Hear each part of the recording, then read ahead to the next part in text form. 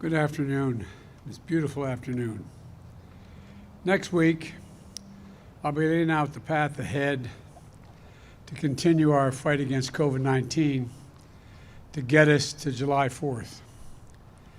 This is our target date to get life in America closer to normal and begin to celebrate our independence from the virus together with our friends and our loved ones as we celebrate Independence Day.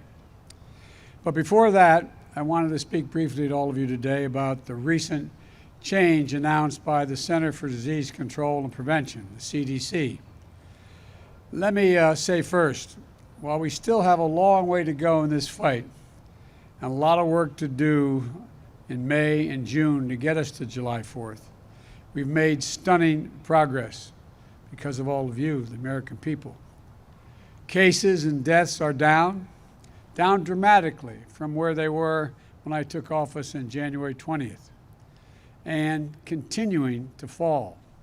This is particularly true for a group of Americans that we were most worried about when it came to the virus, senior citizens. When I took office in January, we were losing literally tens of thousands of our seniors each week, grandparents who were loved so dearly, moms and dads, pillars of every community, gone by the thousands every day.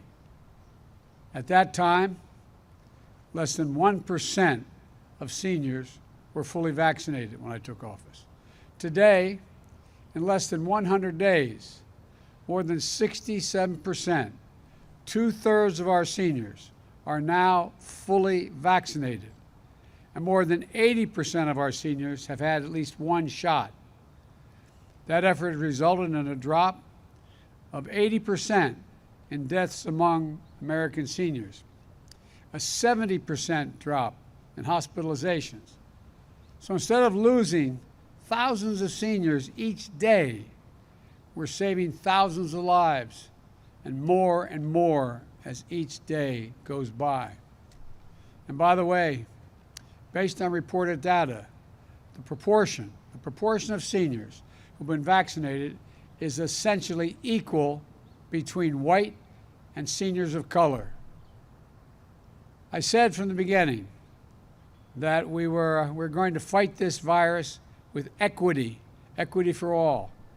As a matter of fact, if I'm not mistaken, there are more Latinos and African American seniors that have been vaccinated as a percentage than white seniors. These numbers are a sign of progress on that front as well. Now, last week, I announced that we had crossed the threshold of 200 million shots. We've now, since Inauguration Day, we have given 215 million shots. And that anyone 16 years of age or older is now eligible to get the vaccine now, today, immediately.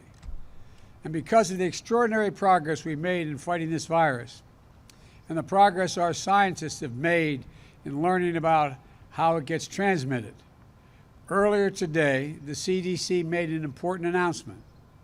Starting today, if you're fully vaccinated and you're outdoors, you need, and not in a big crowd, you no longer need to wear a mask. I want to be absolutely clear.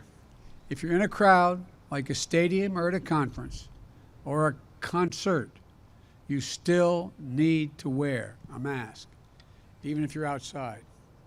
But beginning today, gathering with a group of friends in a park, going for a picnic, as long as you are vaccinated and outdoors, you can do it without a mask. The CDC is able to make this announcement because our scientists are convinced by the data that the odds of getting or giving the virus to others is very, very low if you're both been fully vaccinated and out in the open air. The CDC also helped clarify which outdoor activities are safer or less safe, depending on whether you've been vaccinated. The bottom line is clear. If you're vaccinated, you can do more things more safely, both outdoors as well as indoors. So for those who haven't gotten their vaccination yet, especially if you're younger or think you don't need it, this is another great reason to go get vaccinated. Now. Yes, the vaccines are about saving your life, but also the lives of the people around you. But they're also about helping you get back to closer to normal in our living, more normal living. Getting together with friends, going to the park for a picnic without needing to mask up. We're back to that place now as long as you get vaccinated. So go get the shot. It's never been easier. And once you're fully vaccinated, you can go without a mask when you're outside and away from big crowds. I want to thank the team at the CDC for everything they're doing to help us lead with science and bring our communities out of this crisis safely and responsibly. And I also want to thank everyone who's gotten the vaccine for doing your patriotic duty and helping us get on the path to Independence Day, which I'll be discussing more in detail next week. In the meantime, I urge all Americans, don't let up now. Keep following the guidance. Go get your vaccination now. It's free and it's convenient. 90% of the American people live within 5 miles of a site where you can get a vaccination. You can do this, and we will do this. Thank you all, and God bless you. And as much as the temptation is to stay outdoors in this beautiful day, I've got more work to do. Thank you all very, very much. Bye-bye. President, if the risk is so low outdoors, why doesn't it apply to everybody? Wait, would you have any preconditions before meeting with Vladimir Putin? One at a time. If the risk is so low outdoors, why doesn't this new guidance apply to everybody? Because the science indicates that the most certain way to make sure it doesn't spread if both people have been vaccinated, the people you're with, and you're outside. And you chose to wear a mask, sir. You chose to wear a mask. You chose to wear a mask as you walked out here. What message were you sending by wearing a mask outside alone? By watching me take it off and not put it back on until I get inside. Do you have any preconditions before meeting with Vladimir Putin? I'll discuss that all another day. Thank you. What did you ask Vice President Harris to India do? needs AstraZeneca. Will you make it faster for them to get the vaccines we will get soon? India, they're suffering at What do you this say to moment. the folks in Will India? you make Look, it? I'm sorry, this is the last question I'll take, and I'm really going to be in trouble. With regard to India, I spoke at length with Modi, the Prime Minister.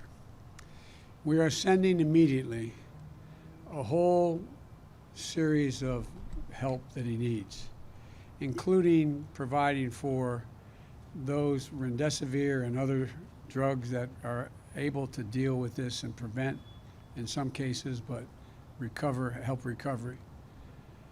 Secondly, we are sending the actual mechanical parts that are needed for the machinery they have to build a vaccine, and that's being done as well.